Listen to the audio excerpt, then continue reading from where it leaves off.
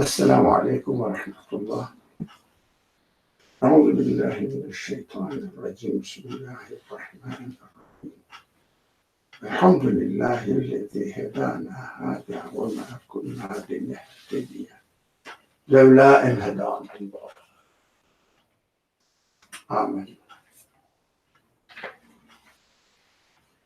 ربنا اغفر لنا وارحمنا وأنت خير الراحمين. رب اشرح لي صدري ويسر لي أمري واحلل عقدة من لساني يفقهوا قولي واجعل لي وزيرا من أهلي هارون يشدد به أزري ويشرك في أمري كي نسبحك كثيرا ونذكرك كثيرا إنك كنت بنا بصيرا. آمين. وصل اللهم على محمد وعلى آله وأصحابه وأتباعه وسلم والحمد لله رب العالمين. آمين.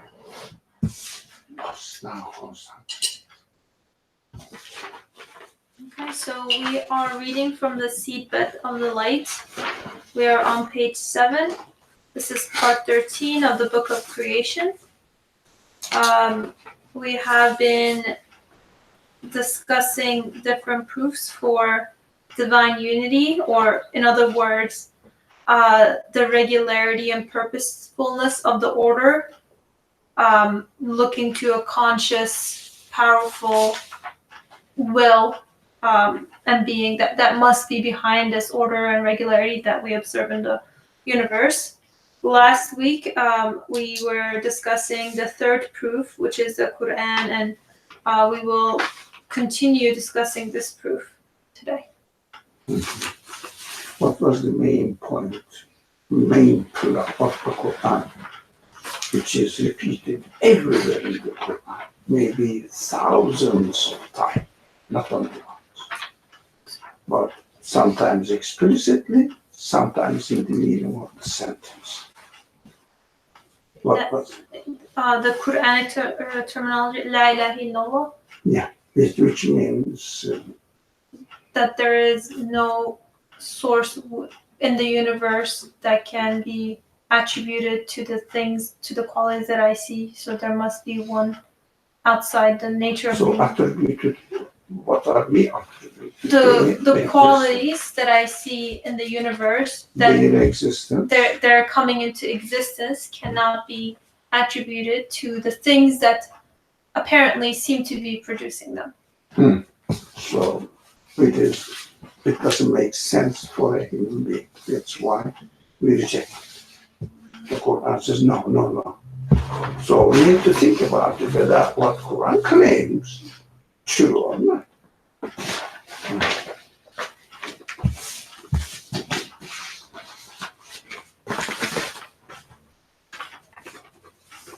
Okay, so page 7. Mm-hmm.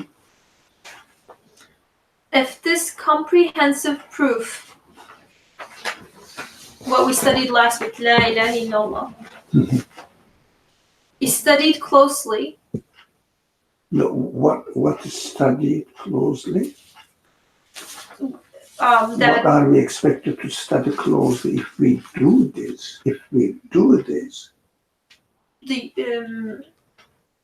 The universe, like studying our understanding of La ilaha illallah in relation to the universe. Yeah, in the sentence, which word refers to it? Comprehensive proof. Proof. Yes, proof. But this is not claim. Mm-hmm. It must be proof. If something is not proof, it has to remain as claim. Mm-hmm. So it must be proof for me. Or say, this really is logically acceptable evidence. And then study it closely, not read.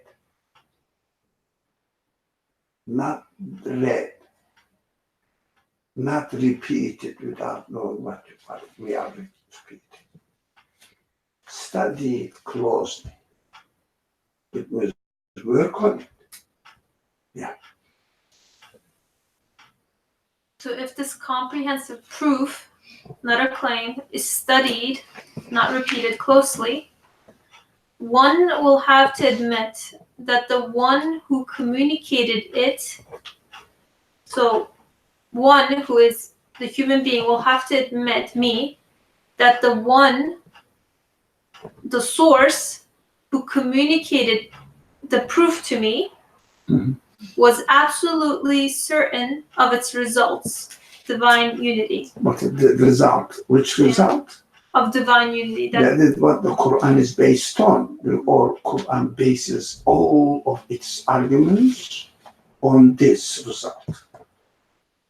So when we read the Quran, if we come across anything, any especially any idea related to belief, not practical side. Practical side, implication of disbelief in our physical world. I was very happy to hear that somebody said all these things that we do, prayer, fasting, giving actions are nothing but physical activity. But any physical, it's a very interesting concept. I said, oh, we say, how do you say? Rituals? Ritualistic prayers. Yeah, we say that. But I said, oh no, even better to call this kind of activities as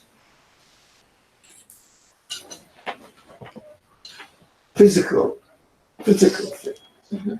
But do you, for example, now this nice friend stood up and took a piece of good things here and offered to others. This is the physical side of it. Physical. Is it important to have this physical? Yes, but for example, if you did it, I'm sure you did it, but if you did it within, how do you say, pretending to be a nice person so that people appreciate me, what the value of this physical action will be. That's what we have to understand. That's what we have to understand. Physical actions can gain value only what is behind it. Why do you do that? Not necessarily intention, consciousness of what you are doing. Intention is a part of consciousness, doesn't represent all consciousness. So lots of people go to the army, and there are lots of subjects to be discussed. I don't know, there is no end. Really. Go to the army, maybe, I don't know how many people are there in for example, in American army, I don't know, maybe 1 million or everywhere, they are everywhere. Let's be modest, it is 500,000, but I think somewhere around 1 million, I'm guessing. I don't know the figure at all, doesn't matter. Majority of the people who joined the army has a good intention to defend the honor of the country. That's what they believe. Intention is pure. Does it justify the action, intention? Then, oh, he killed, and we know historically, 1 million Iraqi babies with a good intention. Do you think this intention justifies this action? Physical action? Killing them?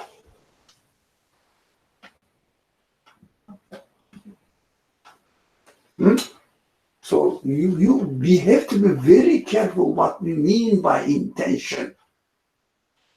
We have to be very careful. What do we mean by intention?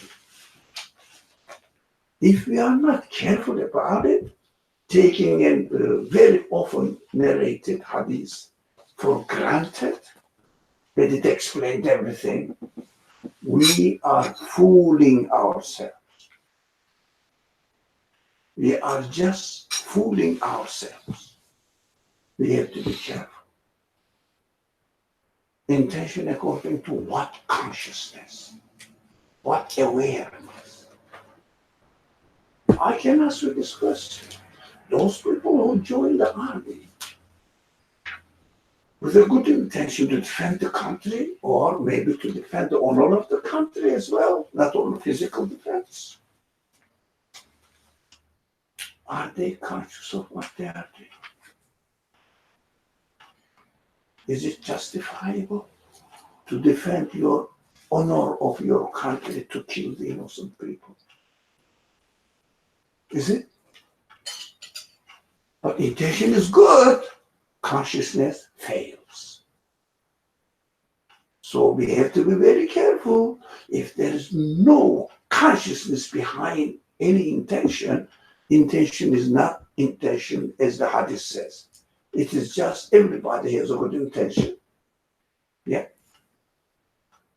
That person who kills the people in the mosque, in the synagogue, they have a good intention because they don't want these troublemakers into their country. That's what they are proud of it. They said, yeah, I'm proud of it. I did it deliberately. What these troublemakers are doing in our country. Oh, here's a good intention. But is it justifiable? Is he aware with that this intention is justifiable, humanly acceptable? And right or wrong, we have to question it. I keep repeating this, please don't cheat. But we shouldn't cheat ourselves that my intention is good. Is there anyone who said, I have a bad intention to do something? Who has bad intention? Have you seen anybody who admits that I have a bad intention? Even a thief steals something, he says, that is the only way I can really bring food to the table in the house to my children. I have to take it. These are good intentions. So, intention is a very sacred word, but it lost completely. It is just emptied. What the prophetic saying refers to. So, believer's intention counts. What does it mean? What does it mean? Believer's intention counts. You have to have a right consciousness behind it.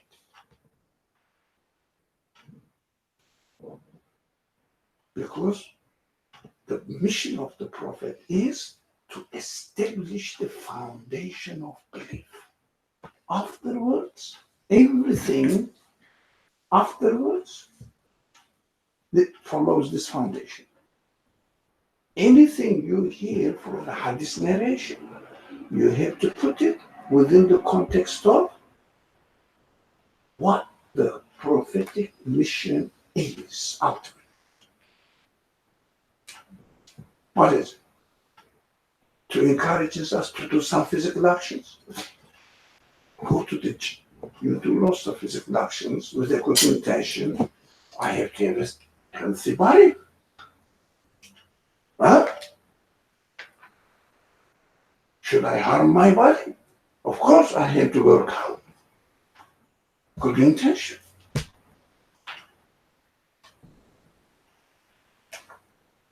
Consciousness counts. Now,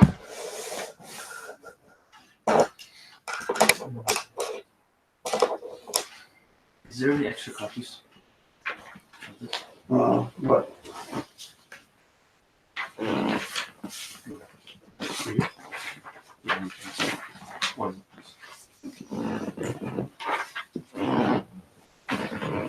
doesn't anybody know? That's very tricky for us.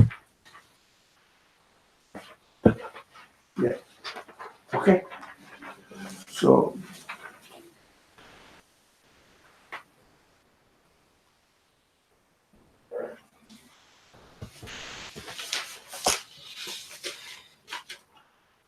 Just want to make sure.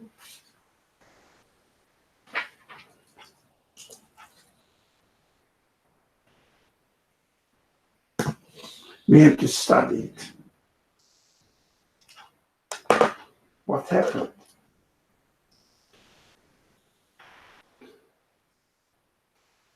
We don't study the revelation, Quran. We are reading the Quran proof. What do we do? We read it.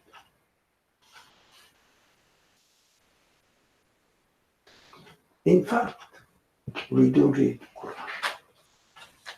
We read Musaf.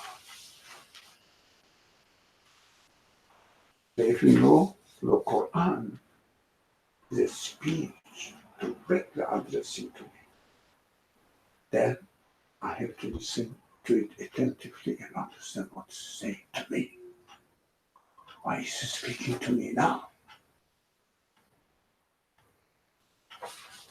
You don't just read the text and say, "Ah, that's what the text says, leave it there."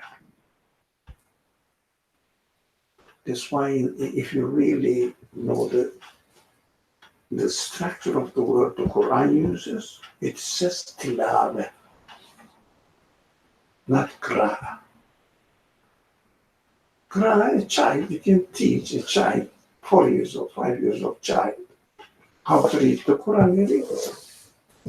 Does it it means qira'ah, in other words. Does it tilawah?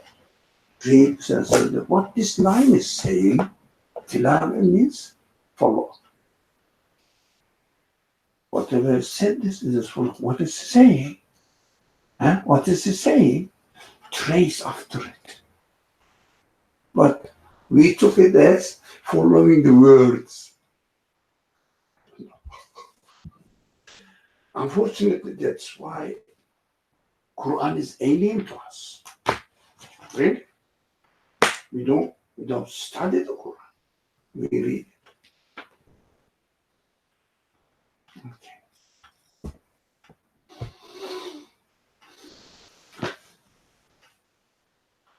If this comprehensive proof is studied closely, one will have to who communicated it was absolutely certain of its result.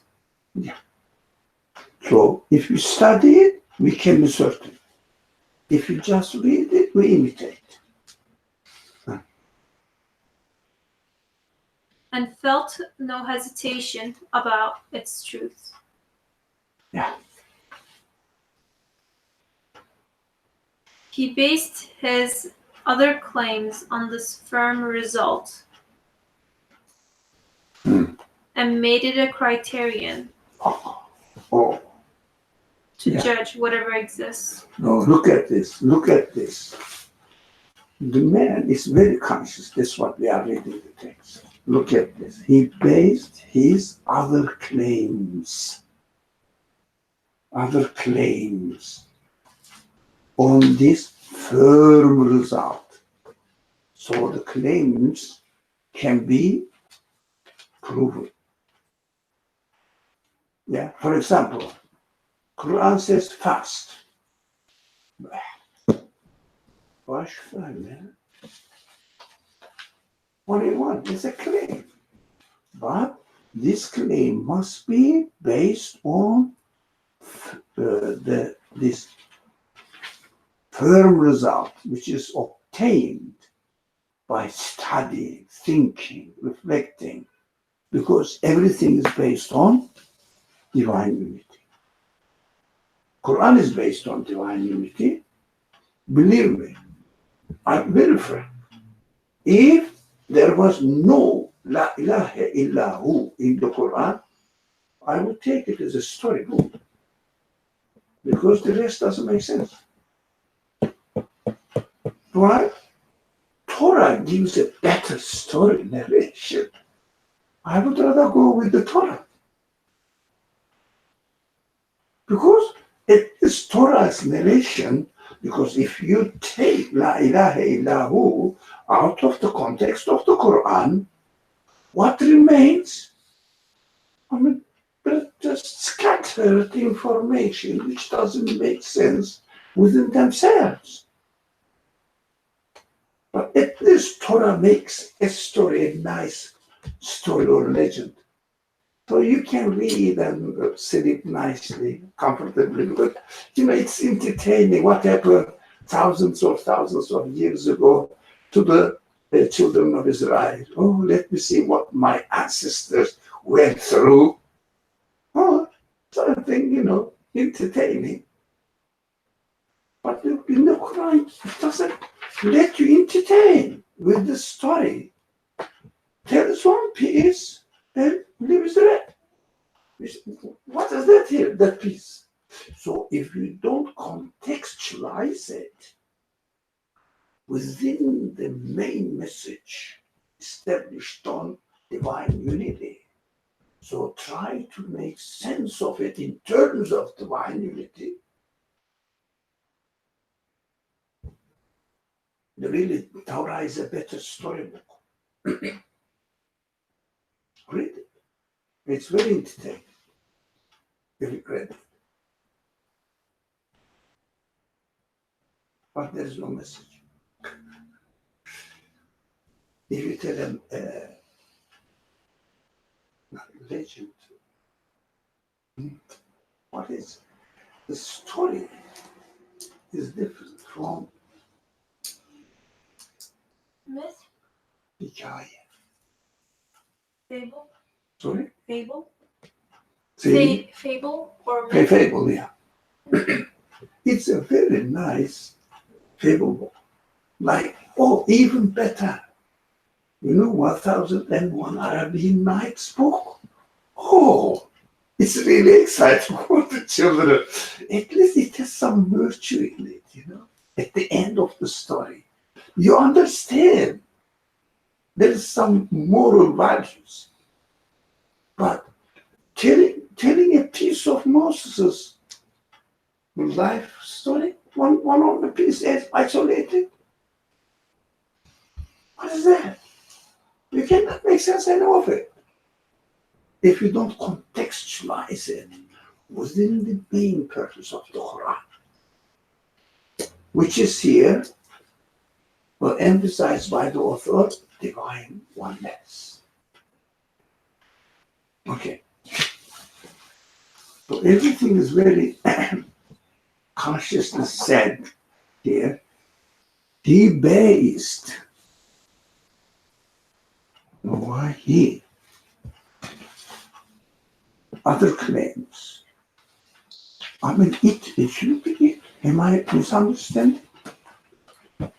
It, the Quran. It is the firm result. On the proof, I guess. Sorry. Oh, it's the result. So, if this conclusive proof is studied, the proof means the Quran. So it shouldn't be the Quran based its other claims on this firm result. Am I misunderstanding? One And who led to it? sorry? No, I'm just thinking. The one who communicated it. Is it the one who communicated it? The one who communicated, yeah. The one who speaks in the Quran. Yeah. Okay, correct. You are correct. So the texts are correct. Okay. All The right. one, yeah. Such a basis, established so firmly and bearing a manifest seal of miraculousness, has no need for show and pretension, and is independent of being pronounced true by others. All that it says and declares, and all its tidings are true. So what it says, ultimately, this paragraph says, when you go and study the Quran, but bearing in mind that its main teaching is everything in the Quran is based on divine unity. So when you study the Quran, bearing this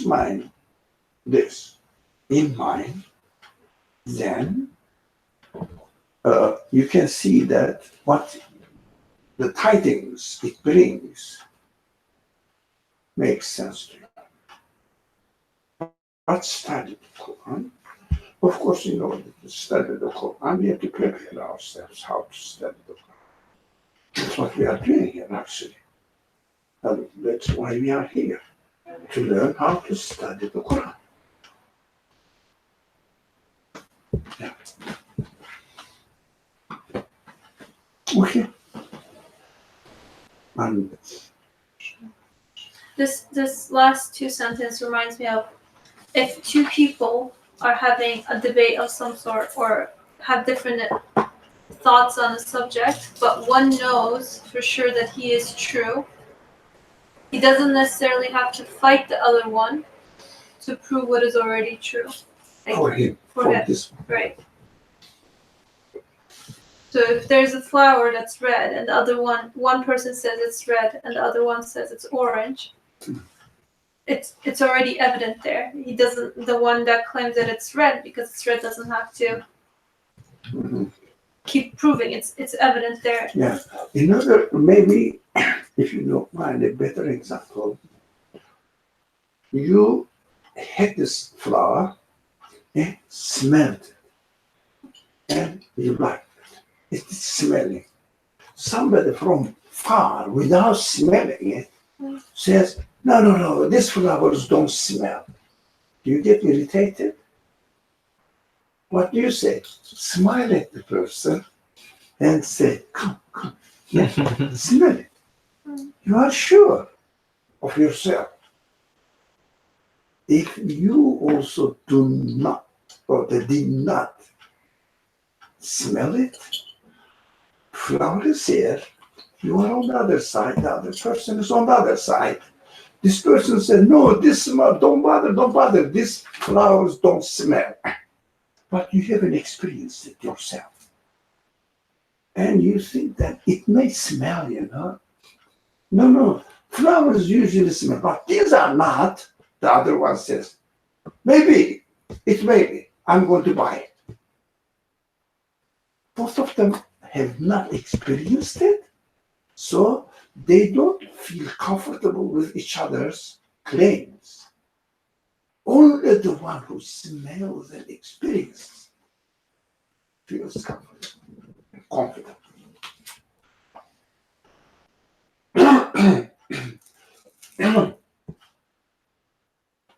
Oh,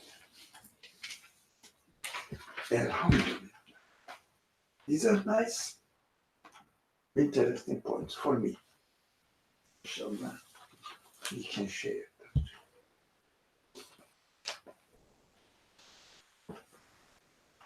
All 6 sides of this luminous proof are transparent and clear. Now, if something is transparent and clear, like Solomon's house, like the Quranic example is beautiful. His house was transparent. What? You can see inside. Yeah, you can see inside. So there is no hesitation for you. If someone says, look, I have a nice food ready for you, because the walls are, let's assume, I don't know, but they said, I know it's really, what Solomon invited the queen of Sheba to his house. What does the prophetic house, prophet's house represent? What does it represent? Prophet's house. It's a house. Prophet. If I invite you to my house, you come to my house. But the prophets invite to where? People invite people to where? His mission. So, which is obvious from the example or similitude given in the Quran. It is not, people don't say Solomon's by the way, so we are very prejudiced, really. Don't say, have you ever heard Solomon's house? We say, oh, Solomon's castle. Solomon's castle. Why? House is so simple, man. Everybody can have one. Only the king is the castle. Solomon was a king. Solomon was a king of the truth. His castle was his message. It's obvious. Otherwise, why bother? Why should I bother about Solomon's house? Which kind of house it was? None of my business. No one can prove it. It's an allegorical teaching. Obvious? Otherwise, what can I do? Solomon's house was made up of glass. Okay, I can make a house again out of glass. So what? Do you think I'm joking now? He has no mahram. Everything was glass. Yep. So he has no mahram room with his wife. It's ridiculous, isn't it? If you really think about it, it contradicts. I say ridiculous, but read the Quran in this way is stupid, not only ridiculous, not human. Inshallah, we will wake up.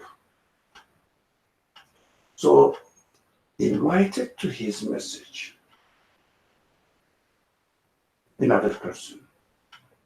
And the person entered, he just found that he's going to fall into it.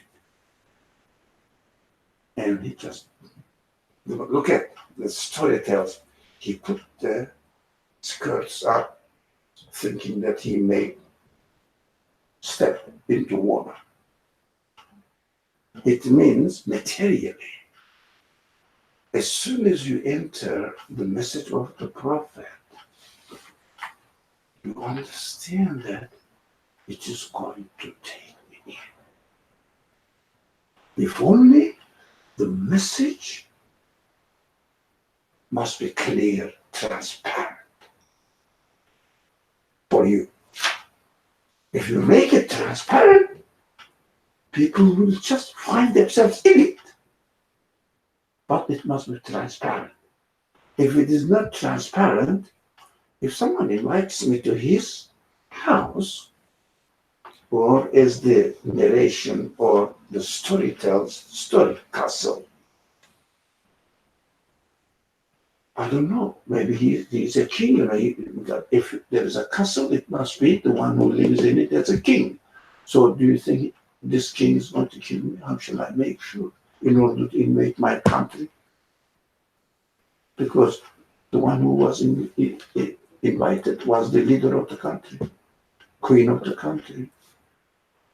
And he was the queen, there is another king in the example of the Quran. He was the last word, she was the last word. How can you make sure? But if it is transparent, you feel comfortable. But as soon as she entered in the description, it's a beautiful, beautiful story. So it has, we have to ask this question, where is divine unity in this story? Being proud of a person who is claimed to be the prophet and he is a king or man of authority. Yeah, our prophet must be a king as well, but we cannot make him the king because he's an orphan. He didn't have anything, poor guy. He had only one room as his house. You can imagine. So we revenge by claiming that David was a king, Solomon was a king. Yeah. We are proud of them.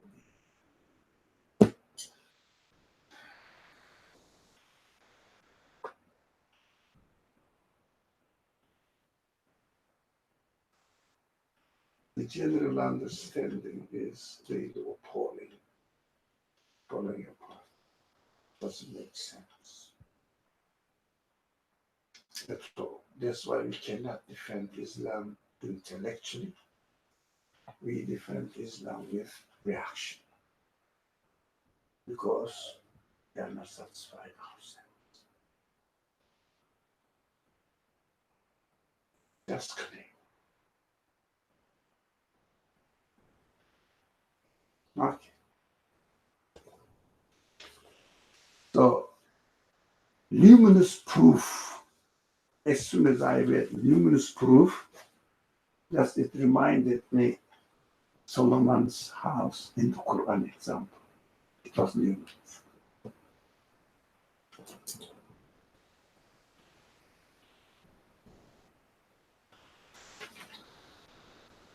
Transparent and clear. Nothing is secret. Nothing is strange to human nature. So 6 sides are luminous. From which aspect you look at?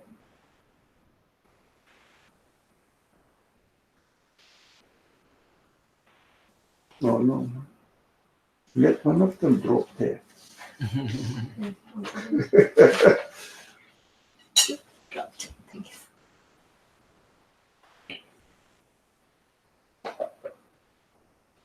Okay. On it is the seal of manifest miraculousness. Now that's one. 6 side. One is on it. The on means what? Without getting into it. What you see on the surface. Miraculousness. Because Quran has many miracles. Of course, in essence, the message is miraculous, really. Okay. But on it, there is that miraculous structure of the language. So if you study the language, you can see that this book is inimitable. You cannot imitate. But language-wise, or the languages are so delicately chosen, the words are so delicately chosen and structured, you say that no one in 23 years can say this without changing his mind and going back and doing some corrections. Some things I might have written somewhere, sometimes 23 years ago. Yeah, I have some writings. When I read them, they look so simple. Somebody tried to translate it into English. I said, I don't know. whether I should really encourage you or not, but if you think it is worth it, go ahead, but I wouldn't think. Because the argument is so weak, takes many things for granted. Okay. I take no credit for it because it's not worth any credit at all. I'm crediting it, not because I agree with it. No. In 23 years, never editing, never changing, and keeping the consistency, and in such a way that it is another interesting aspect of the Quran. In the course of time, if you are a poet, if you keep writing writing poems in 23 years of period, what happens? Your linguistic art, literature quality, your being a poet capacity develops, isn't it? So you become more talented poet. Well, in the case of the Quran, it is just the reverse.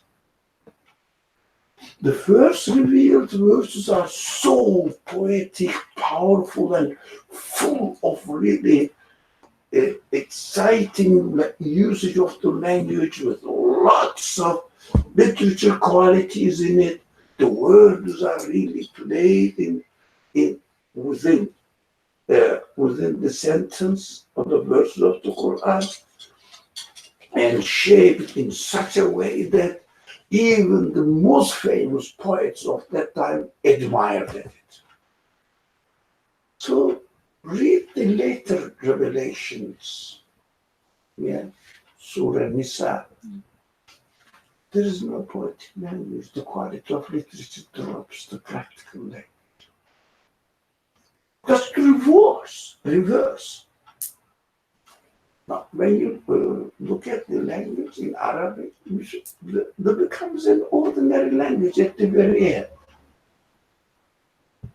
And anybody can say this, for example, don't drink alcohol, it is forbidden for you. Simple language. But when you look at the first revelations, it is really very powerful language. On it, miraculousness means language-wise. Now we didn't enter in it. Now from outside, we admire the language. If you know somehow the eloquence of Arabic or the Quran, and all the words are structured in such a way that it's really, the meaning becomes much, much, much more wider. But later on, as we study, for example, for Wednesday, we have really what does orphan means. So much wider. But when the Quran says, don't get married with your mother, with your sister,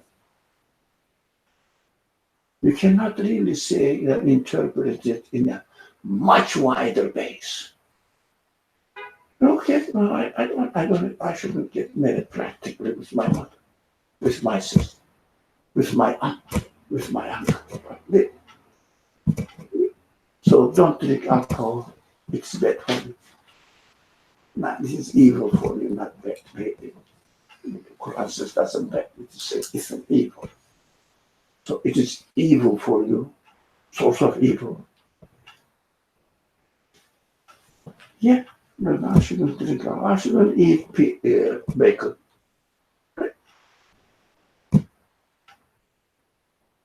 Is there anything that we can go deeper and deeper meaning in it, like we did, for example, miskin, needy, poor, and also wrapping up the sun with a Shamsa Kuwarat.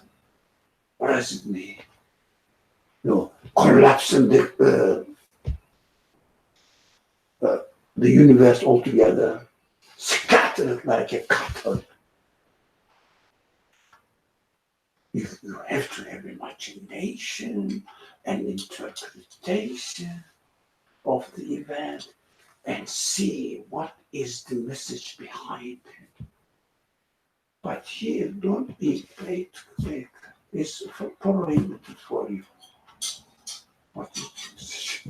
Yeah, I should believe it. The physical action, that's it. That's the latest language of the Quran. Extremely simplistic. But of course, as far as the fiqh rules are concerned, there are details, but not as much as open to any kind of interpretation, as much as the human imagination allows you. Yeah. You say the eloquence quality you can see in the first array of verses. So, if you like, the talent of poetry, the prophet, if it was a man who wrote the Quran, as the person who wrote the Quran, as the person emphasizes on it, uses it, practices it, its talent is diminishing. As if, anyway, one aspect which attracts my attention, and we have to pay attention to this aspect of the Quran. Look the miraculousness, especially in these kind of aspects of the language of the Quran. But those people who are expert on the Quranic eloquence, so miraculous side of the language, they really love and enjoy it. They have a lot to say. I mean, it's not it's not my specialty. Generally speaking. So the first of the 6 sides we just discussed is it is the seal of manifest miraculousness, so it's on the outside, on the surface level. I guess like one thing I was thinking about is what you mentioned about the eloquence of the Quran kind of diminishing over the course of time. I wonder if like one aspect that looks to me is because initially it attracts my attention with the eloquence, but that is not the purpose. The purpose is the content itself. No, what I understood from it, maybe just an approach. Another approach that I prefer to take. All the beginning of the revelation that the Quran presents to us is based on establishing the foundations of belief. It must be wide. It must be open to any kind of human capacity that you can imagine. When it comes to physical actions are it doesn't have to just say go and walk, that's it. Yeah. Bow, bow your belly and put your head down on the floor. That's it. But that is what the Quran describes, how to physically practice prayer. But the early revelation says what? The skies, the stars, even the trees and everything prostrates before God. No? Did they put their head on the ground? What is that? It opens up because it is a matter of concept or conceiving the meaning of existence of the skies, existence of the stars, and the trees and everything, animal, everything. The meaning must be wide open as much as you use your power of imagination. So you get really assimilate, you get immersed in, is this tree now prostrating before God?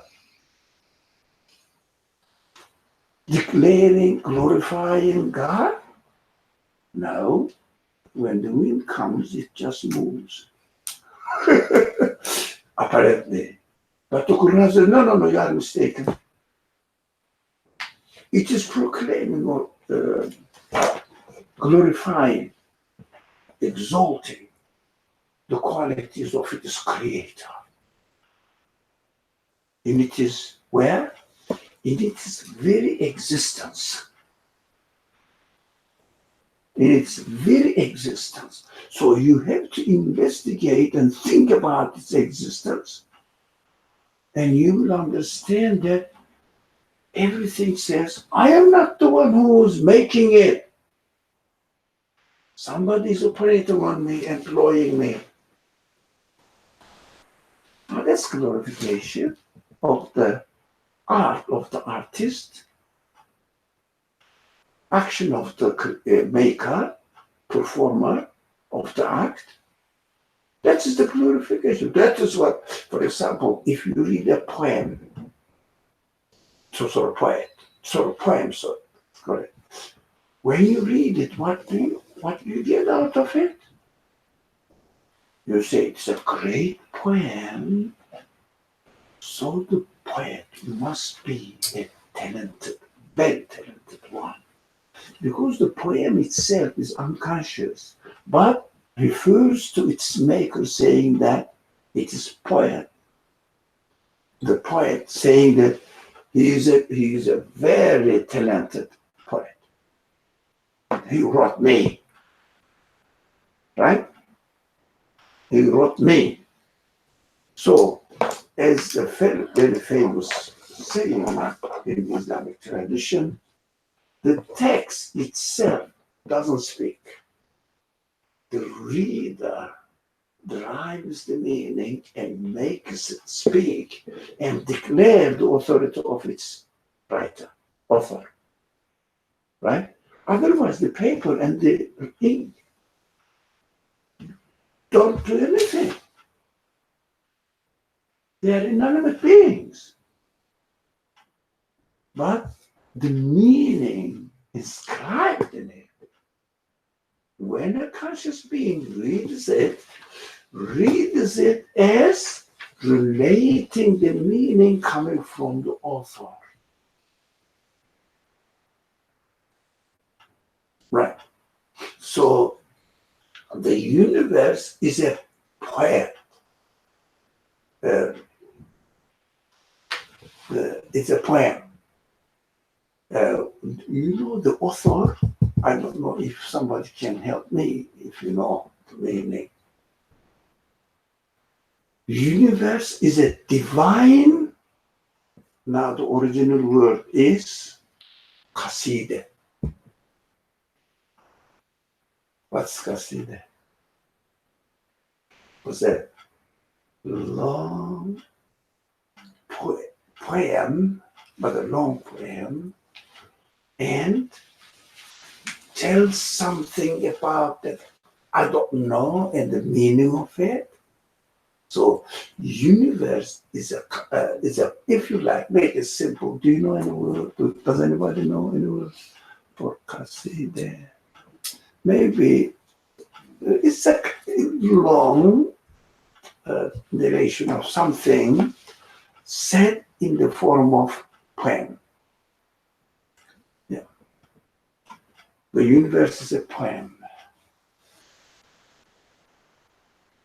But the language, if you like, the voice doesn't say, I am by myself. No, the one who wrote me wants to transfer the meaning to you. That's what the glorification means. So when you say that, look, when you are praying, definitely you have to stand up and then bow and then go to sajda. It means prostration. This is understanding of the Quran as far as the latest revelation side of the Quran is concerned. But the fundamental basis of the Quran uses the same word, prostration, sajda. Yeah.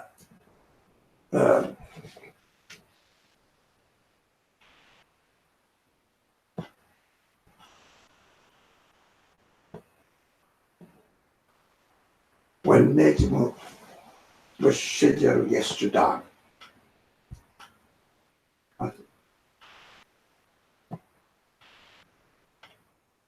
الشمس والقمر بحسبان والنجم والشجر يسجدان. The stars and the shajar. But I'm confusing, I think. I never remember better. Rahman. It's very famous. Beginning of Rahman. Did you find out? Are you looking for it? No. Oh, for the in English word for kasida? Yeah, but Qasida, which language do you use it? Like it's a long verse Yeah, long, yes, yeah. Long, because there's a rhythm to it. long with rhythm with Composition, rhyme verse. and rhythm Yes. and a long poem. Yeah. Yeah, this. But,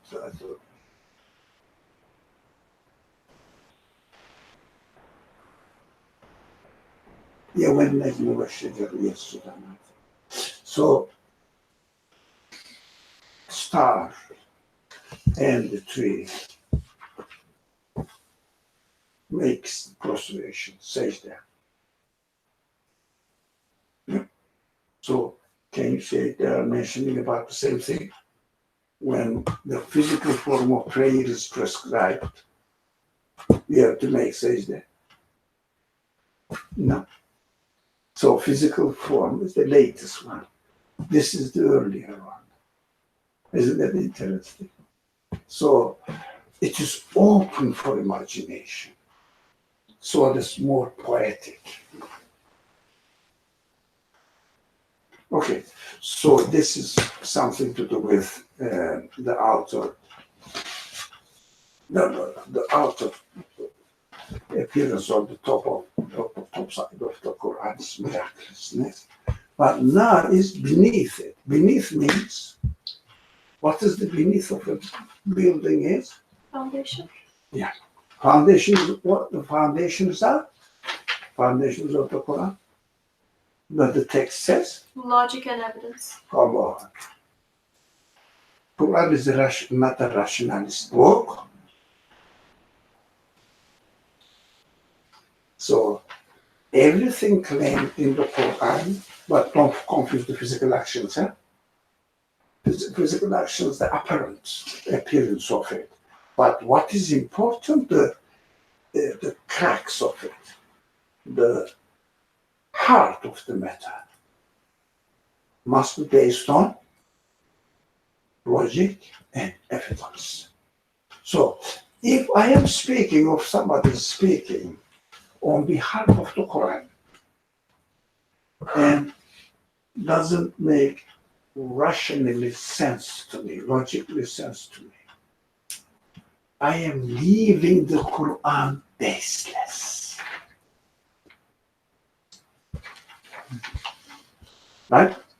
It must be evidence is what? Must be clear and to the point and make me accept it. Because it's evidence.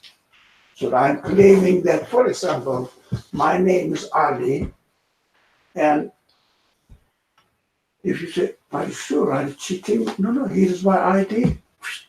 Evidence. And the evidence says, name Ali, etc. You say, yeah. So let me see your ID. Huh? If you go somewhere, they don't really accept it. Who are you?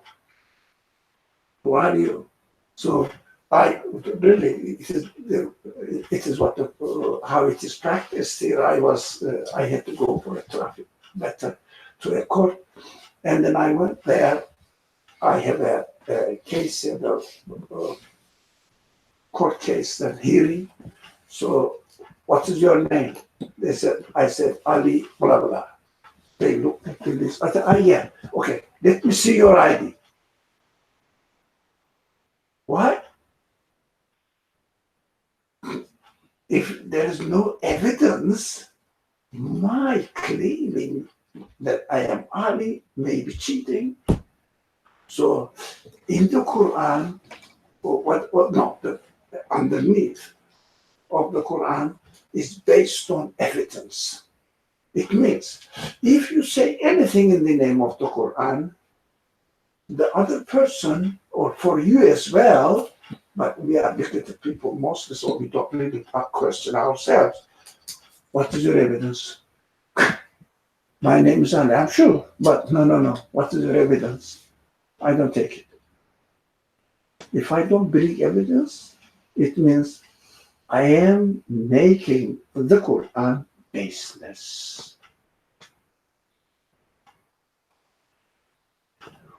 Really, we are doing very much injustice to the Quran. We never bring any evidence when we narrate the Quran. We just, the Quran says so, it must be so. So the man says, Ali, don't you believe that? Don't you believe this man? I said, no, I need evidence. I'm a human being, I need evidence. I don't believe any claim. I don't accept any claim. So maybe I am the one who speaks most among you. So I should feel ashamed of telling anything from the Quran and coming up or basing this narration that I presented to you from the Quran, not based on logical evidence, consistency. Logical consistency. And what I am doing, I'm doing a very injustice to the Quran, saying that this Quran claims something which doesn't have any base. Just claims.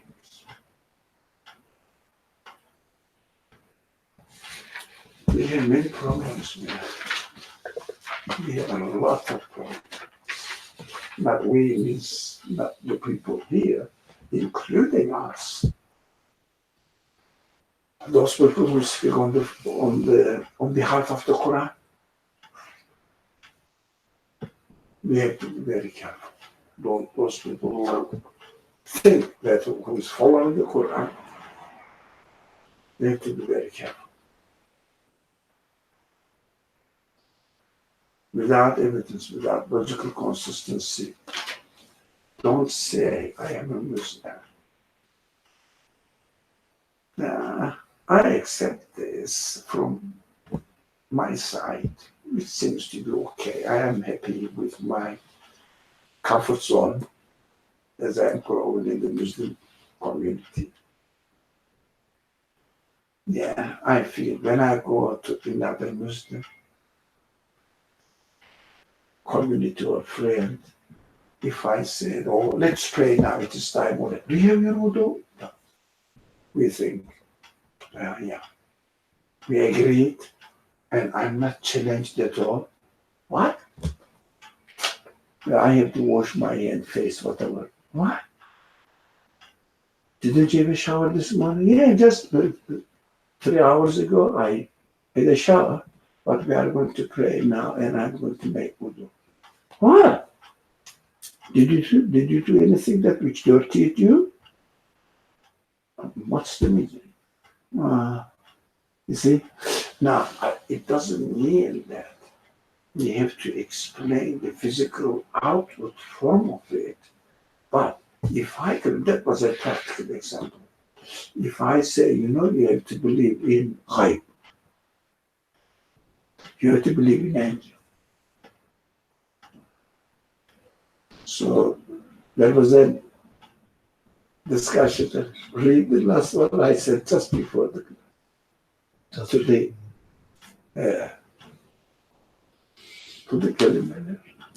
So read it, it's interesting. The last one the previous one was true, as far as I know. But do I have the right answer? No, but saying that what is claimed there doesn't have a right answer. Yeah, I'm sure of it. And I tried to prove that this is not an answer. Cannot be the answer. And came up with a counter argument, which was correct. And now I said, okay, I have to write something else. And it was exciting. It took some of my time, but it was worth it to me to share it with those people who are concerned. That's only not everyone, but maybe a few people, 1, 2, 3, may be concerned with it. Because we are not concerned with proof and evidence. Yeah.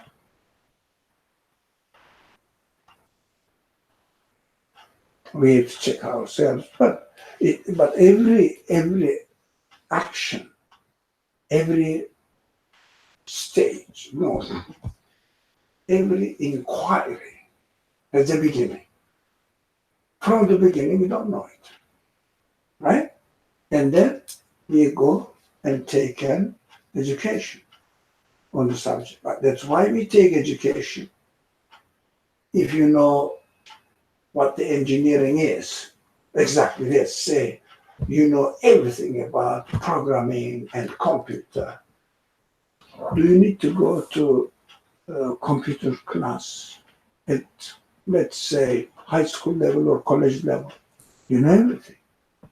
All right, you don't need it. But if you go and want to become an engineer, what do you have to do? It's very practical. You have to go and enroll with the class, register with the class. So if someone asks you, oh, what are you doing? Well, I'm starting my engineering course. Do you know anything about engineering? No. So you don't know anything. Why bother? That's what I'm learning. And you start learning from first class. Yeah, first, and then second, and then third. When it comes to belief, we say, oh, this is, finding out logical proof every verse of the Quran, especially related to belief matters. I don't know anything about it. It's not my profession. Leave it.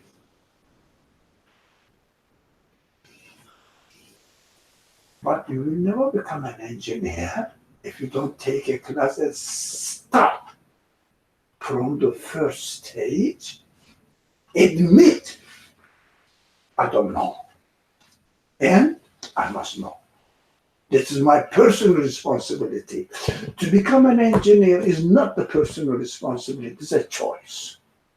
You can become an engineer or you can become a taxi driver, you see what I mean?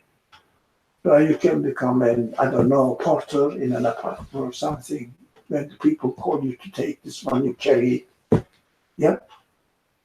You don't have to have any course for it. But if you claim to be the engineer, then you have to go through a training, learning process.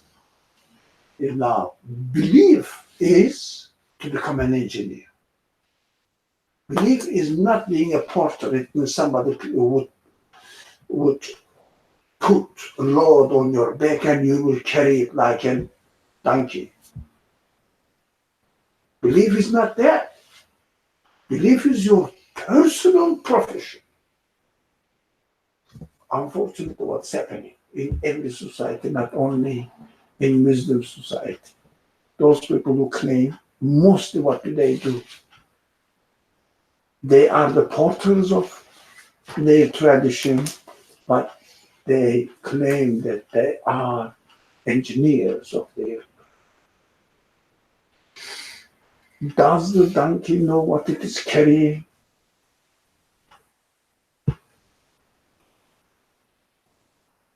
Does it? No. Does it bother donkey? No. That, oh, I don't know what I am carrying. But if the human being claims the belief as a donkey carrying anything valuable, is there any difference?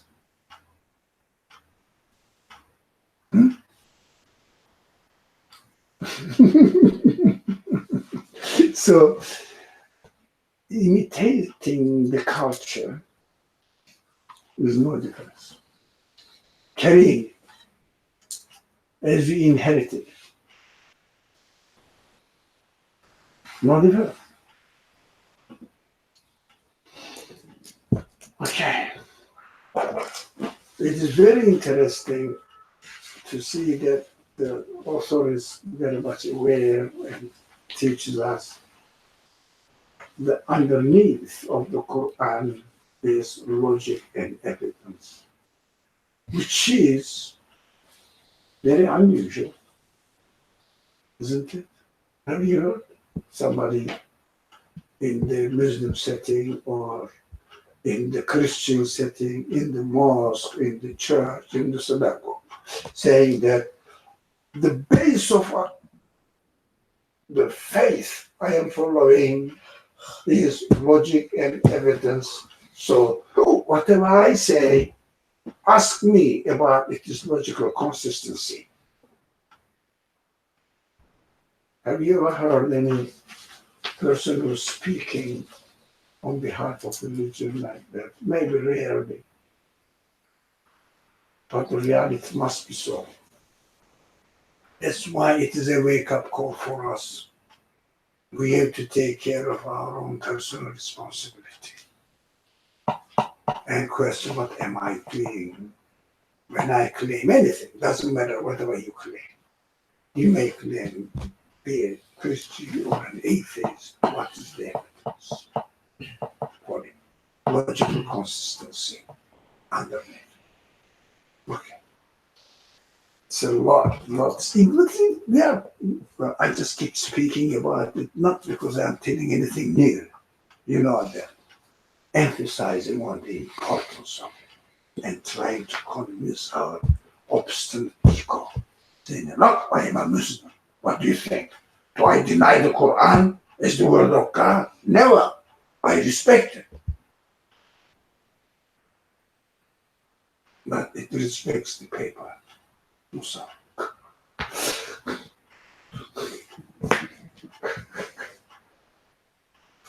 One of the story came to one.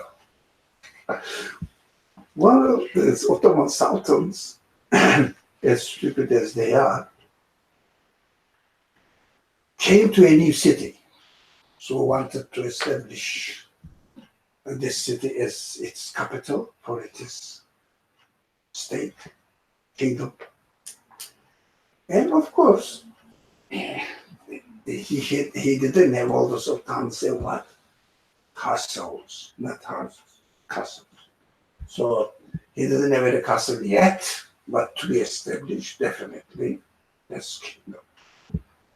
Oh, it's horrible, disgusting, but it's reality. Happened.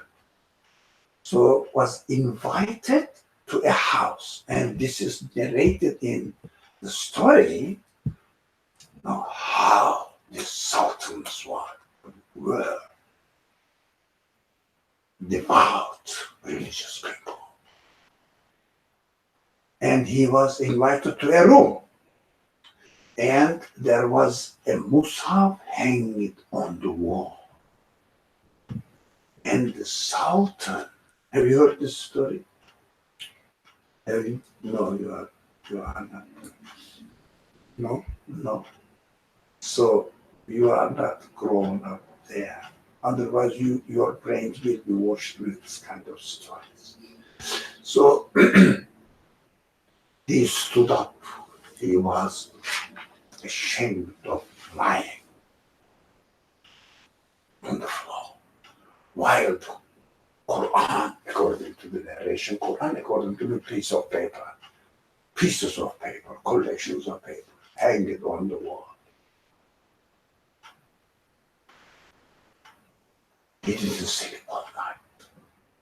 Look at this. Devout. Now, religious. Now, how respectful is it? When I heard first, was this man stupid? Why did he respect this if he is not going to read it?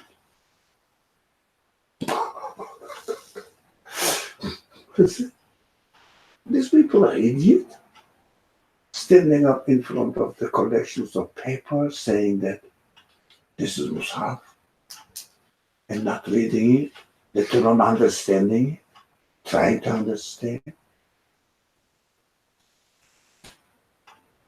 This is idiotic, isn't it? Not to sleep because of your respect to the Mus'haf.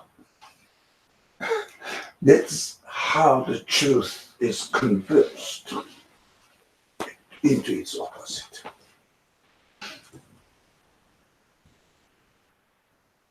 If you go to a mosque and ask the Turks there, and tell me the story of something, I don't know the name, I don't care the names of the sultans. And when he came to Bursa, what did he do first? But those people who were grown up in Turkey, in Turkish culture, they will tell you this story. Okay. You see the reality, you see the reality of the physical world, and you see the reality of the truth here. The difference. One of them is respecting the papers and never. Anyway, there are lots of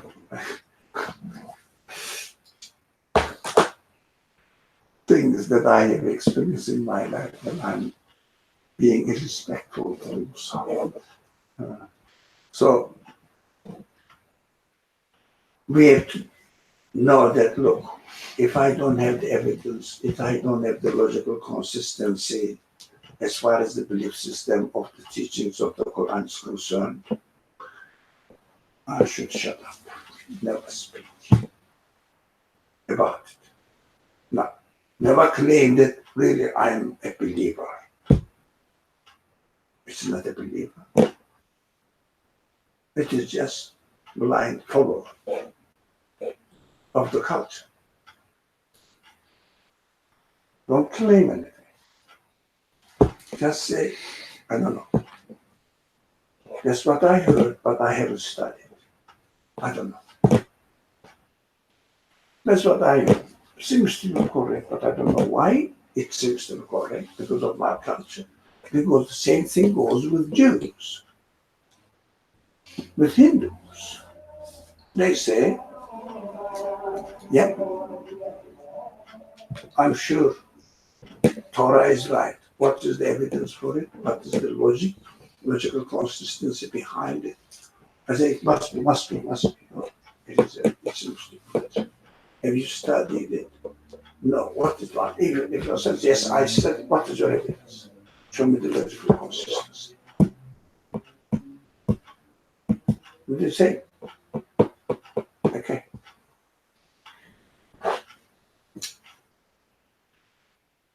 The third is, to its right is the ascent of intellect. This is even worse. The So, the sense of intellect? Who are you? You are going to reason about God's speech. What are you talking about intellect? You have to submit your intellect to it and become a donkey.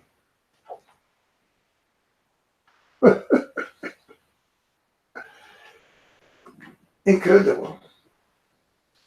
But it's very challenging, isn't it?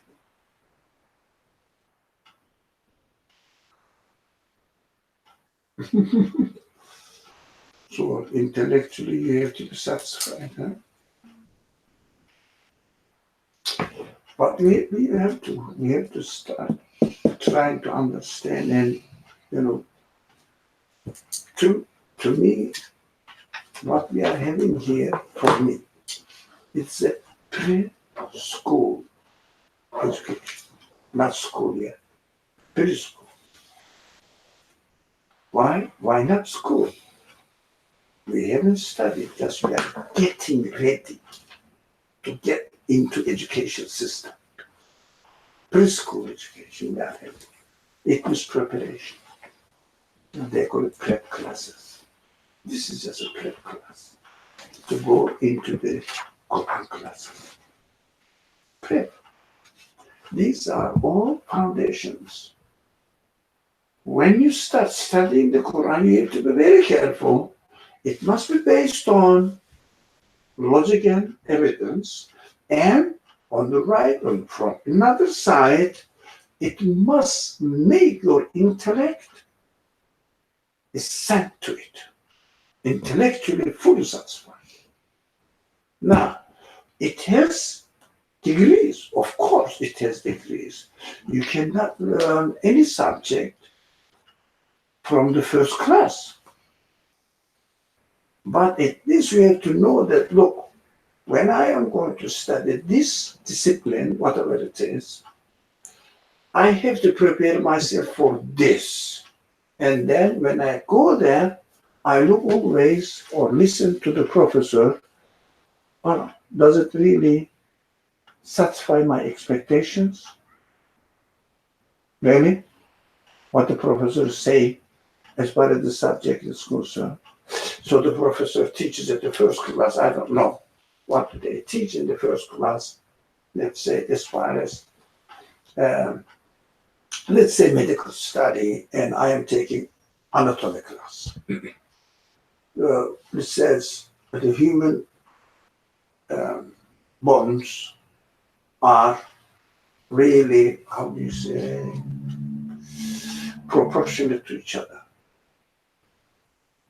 Right, what do they do? First, use an example made up of clay, or I would say maybe material, maybe plastic. Look, there's a human skeleton here, and take each part and see the correspondence with each other and the difference. Now, what was the word I used? Contrast. Sorry? Contrast. Contrast. No. Proportionate. That's how it is. But if you study architecture, for example, if you give your hand to an architect like this, they don't need to see your body. They can make your body. It is proportionate. So they can get this result to all your body. It's proportionate, perfectly just. So that's what you hear from the professor, the first class, anatomy. Then it teaches you on a simile, how do you say, make something resembles human body. Simile? Similar? No. I mean, not real one, but a copy of that. Symmetrical? Sorry? Symmetry? Symmetry? Symmetry? Symmetry. No, not a real human body. Replica? Yeah, but the real human body, but a body is made up of, let's say, plastic, but represents exactly the same, represented in a non-real one, Replica. replica maybe. When you look at it, you know that well, now it represents the human body, yeah? And work on it, and then what do they do at the very end to make you feel fully satisfied and confident? They take a body of the dead person, who the body which is not claimed by anyone, you know. So they are left in the hospital in the morgue for the medical students. They go and study their exact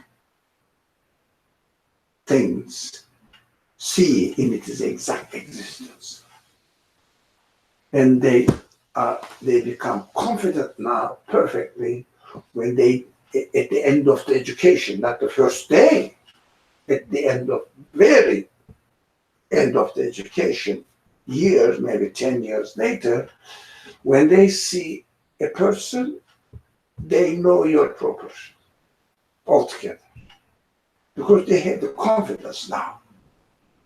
So it means Quran must be studied in such a way that at the end you will see the proportion of the teachings of the Quran, how to believe in God, how to believe in the hereafter, how to believe in the angels correspond to each other and proportion to each other.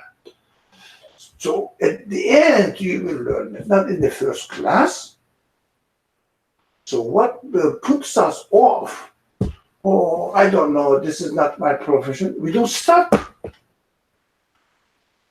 We don't start. When we don't start, we don't advance. We don't make any development in our understanding of the Quran. Because, you know why? Well, you are a foreigner to the culture. Because we just separate our life into two. One is, I am an engineer. The other one says, I am a such and such worker. The other one says, I am a doctor. One person goes to Egypt and learns how to pronounce ayin perfectly and comes here, becomes a sheikh. And you say, oh, the sheikh no. The sheikhs, plural of sheikh. Sheikh no, it is his profession, but I can carry on my profession. Now, is it completely wrong? No. As far as the knowledge side of religious physical matters,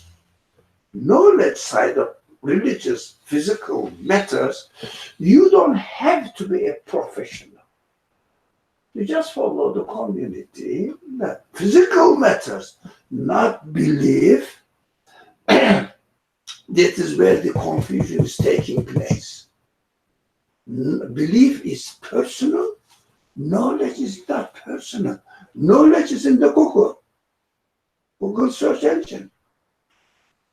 But belief is not there. It is in you. We don't make this distinction. We say, of course, when you are ill, what do? You go to a doctor because it is not your specialty.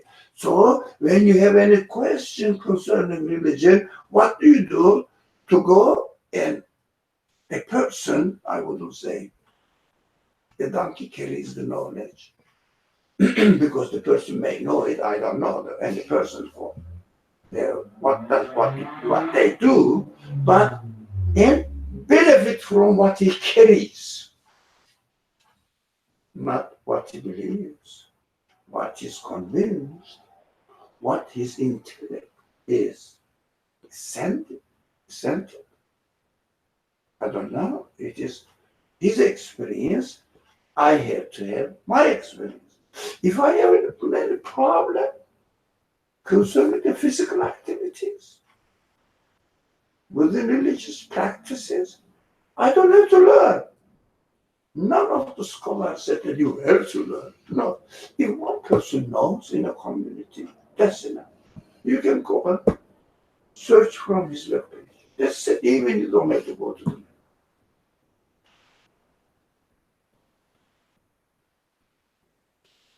There's no problem at all. If you don't know, just follow the community, what they say, physical ones. Go to a doctor and ask, how can you manage with your illness?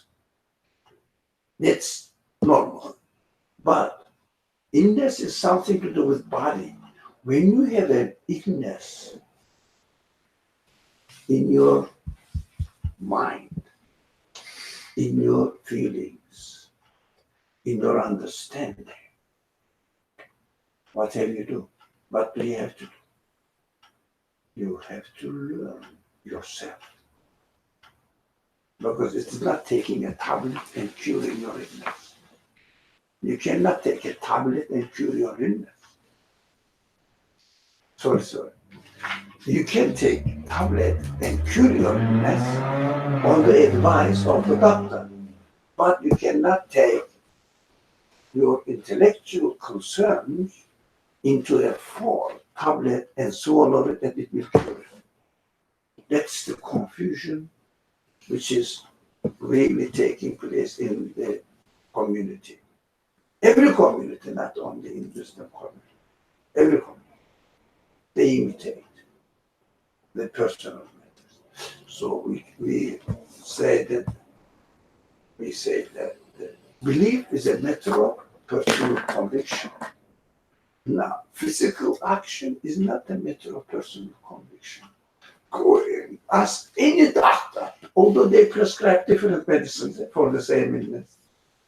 If they practice in different hospitals, that's your specialty.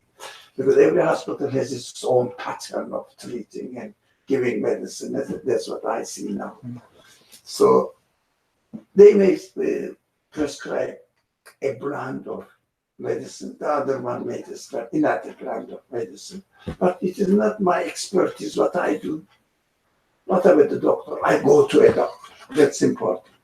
I go to a doctor and take his prescription, go to the drugstore and get it. I don't know.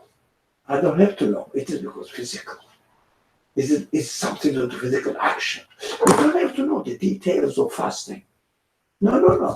If you have any question, go on Google. Don't ask anybody.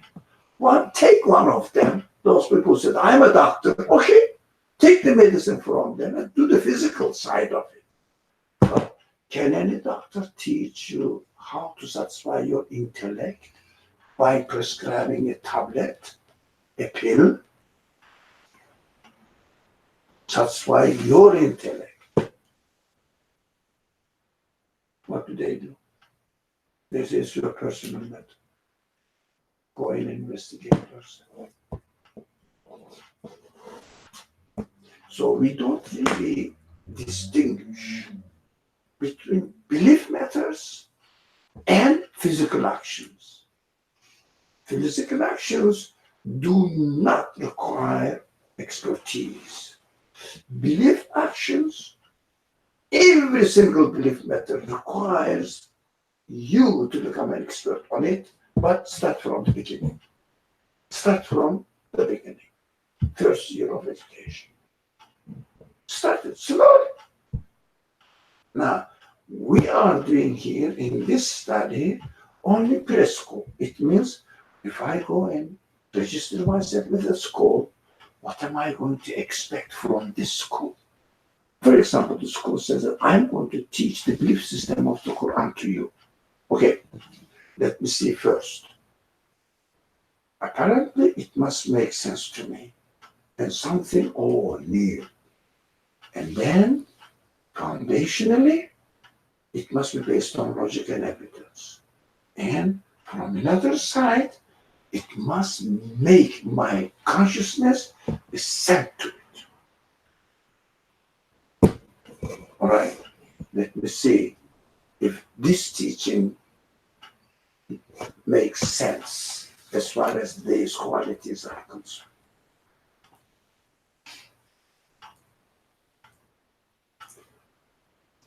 When I read it before, this section, the sixth side of the Quran, is really important to take notice of. I said, we should do nothing but study this paragraph for a month. How important it is.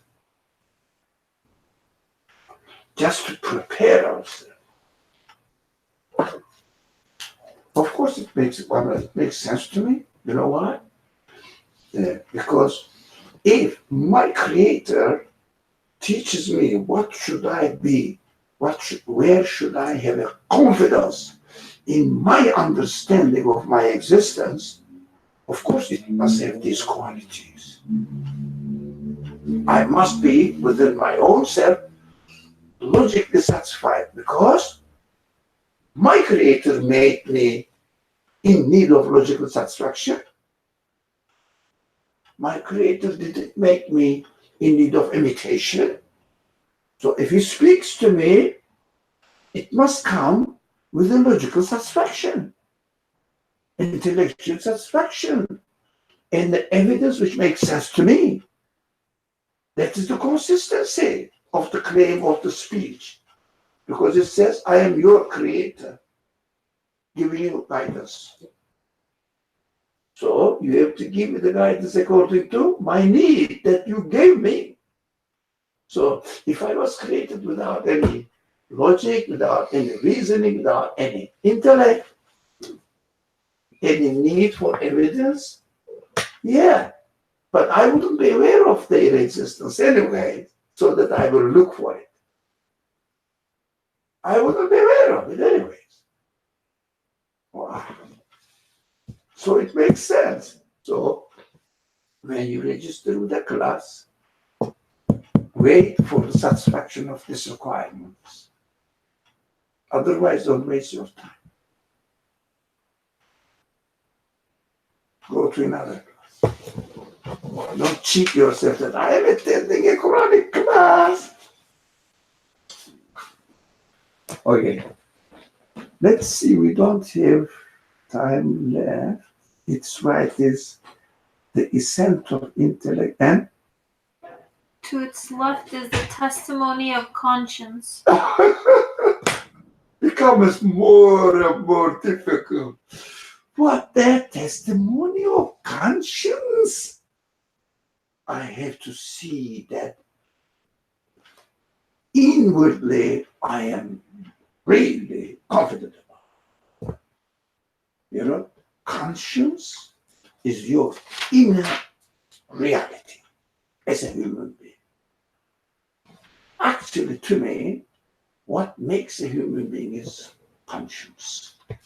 Intellect, logic are the tools of conscience.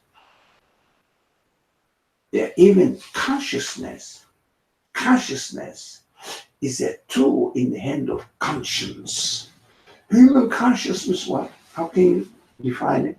Self-awareness of its own reality.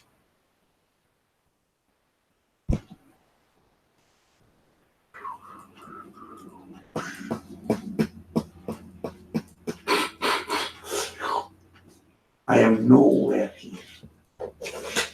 No. I am out of all this and claim to be a believer. Okay, I'm not a denier, but I see no reason for being a believer. But I can only say that I'm not a denier because I haven't learned anything so that accordingly I will decide whether I will confirm it or I will reject it. So when you go and take a class, do you just, by being there, what does it mean for you? I am not denying that I am going to learn something here. That's why I am here. I'm not denying. But this being not a denier doesn't mean that you learned and satisfied with the knowledge you got there. No. No, just you are being there. And with a good intention, let me see. But I will learn something and be satisfied with it. Correct? So, in fact, anyone, whether Buddhist, Hindu, atheist, a Christian, Muslim, Jew, if they say, well, no, the religion seems to be okay for me, it means they are not deniers. But they have to attend the class, learn something, be satisfied, and then confirm, then say that I believe this matter at least. That they can claim the belief now. But before, we have no right to claim the belief, but we can say, no, I'm in this class now. Let me learn, and I'm not a denier. Correct, to me, correct. And also this author, not because this author says so, it makes sense to me. Yeah, my conscience is okay there. No, these people, none of these people are deniers. Christians, Jews, Buddhists, Muslims are not deniers.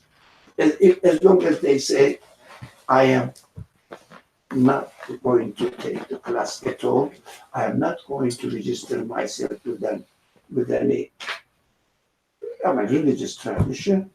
No, they are not deniers, but it doesn't mean that they are believers. After becoming convinced, your conscience gives a testimony that, yeah, I am really fully satisfied with it. Yeah, now I have the evidence, my intellect is satisfied, my logic is satisfied. Now within myself, now I say, it must be so. No other way. Then you are taking something from the class. Okay? It says time is really up.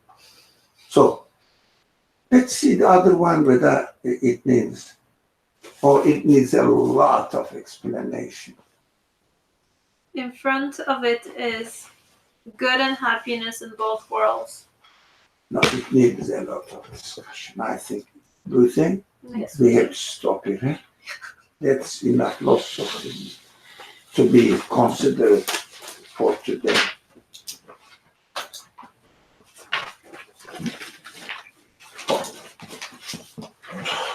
Okay.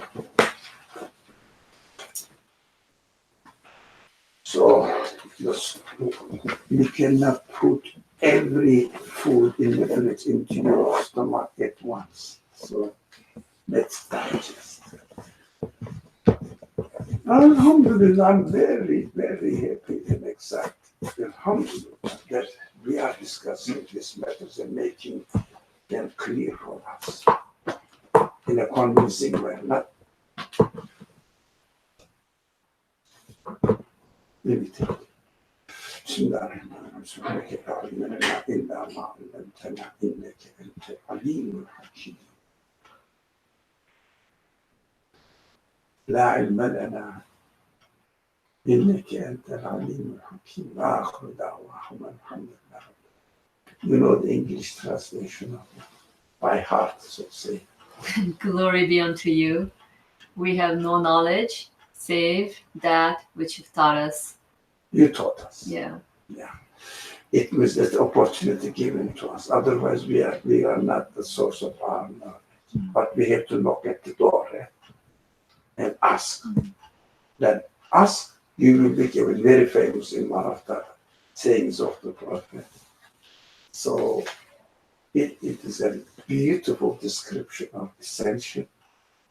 Then, of course, if you take it literally, it looks legit and it's stupid legend and no base. But if you understand the message there, so the prophet is by what? By definition, representative of the message. It means any action, any claim represents the content of the message. So when I have this message, but people take it literally, the prophet was himself there, okay, it doesn't make sense to me, and asks, it is a long discussion for intervention. Intercession. Intercession. Intercession. Intercession. Intercession, not intercession. And the prophet says verbally, so I went to God. You know that it's definitely an analogy. Telling this matter in a symbolic way. And for intercession, I prostrated. It means admitted, submitted myself. My conscience was fully satisfied. Yeah? And he said, stand up. God said, stand up. Ask, that wasn't, you will be given after being satisfied. If you don't get satisfied in your conscience, you don't know what to ask. You don't know what you are going to be given. But if you want to be given, one thing is needed. You don't have to be knowledgeable or ask. No. You go to school and get into the classroom by sitting there. What are you doing? By sitting there. You're asking to learn. From the professor that will teach you. Your presence is asking. If you don't ask, which means you don't go to class. Can you learn? If you go there, teaching is free, automatic. Right? So ask, you will be given. It's a very famous saying of the prophet. So we understand from there that from this, if you represent the result of your consent of consciousness or intellect, conscience, yeah, that's how I am. Sure. And please satisfy me in this sense as well. Go to another class. And God promises in the dialogue. This is a beautiful dialogue, but unfortunately, tradition kills it. Forget about it. Ask, you will be given. Ask whom?